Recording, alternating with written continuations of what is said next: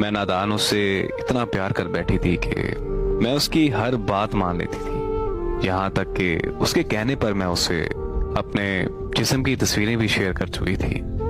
जब उसने मिलने का बोला तो मैंने शादी के बाद का कह दिया, तो उसने मुझे ब्लैकमेल करना शुरू कर दिया। मैंने उसे खुदा का वास्ता भी दिया, लेकिन वो नहीं माना और इसी तरह मजबूरन मुझे उससे मिलना पड़ा, क्योंकि मैं ये बिल्कुल नहीं चाहती थी कि मेरी वजह से मेरे घर वालों की इज्जत खराब हो। पर उसने मुझे एक बार फिर से दोबारा ब्लैकमेल करना शुरू कर दिया कि तुम मेरे एक दोस्त से भी मिलो। ये सुनकर मेरे पैरों तले जमीन निकल गई। मेरा दिमाग मुकम्मल तौर पर सुन हो चुका था कि आखिर मैं करूं तो करूं क्या।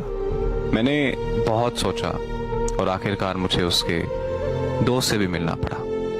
फिर मुझे मुख्तलिफ रॉन्ग नंबर से मैसेज आया करते थे कि और मुझे ये कहते थे कि आपकी तस्वीरें हमारे पास हैं, और मुझे इस तरह वो भी ब्लैकमेल किया करते थे और मैं भी ब्लैकमेल होती चली गई। मुझे पता ही नहीं था कि मैं किस किस से मिलती जा रही थी। फिर एक लड़का मेरी जिंदगी में आया। उसने मुझे बहुत प्यार दिया, बहुत इज्जत दी। मैं बहुत खुश थी, और जब उसे मेरी तस्वीरों का पता चला तो वो भी मुझे छोड़ गया।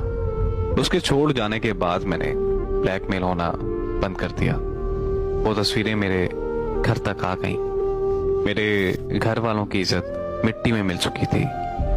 मेरे अब्बा अब बाहर नहीं निकलते, मैं भी बाहर नहीं जाती, क्योंकि लोग मुझे बुरी नजरों से देखते हैं। मेरी एक गलती की वजह से मेरे घर वालों की सारी जिंदगी की इज्जत मिट्टी में मिल गई। अब मैं सारा दिन एक कमरे में बंद होकर रोती रहती हूँ और खुद को कोसती रहती हूँ कि मैंने आखिर इतनी बड़ी गलती क्यों की। अब मैं किसी से शादी करने का भी नहीं सोच सकती, क्योंकि ऐसी लड़की से कोई शादी नहीं करेगा। मैं नादान उस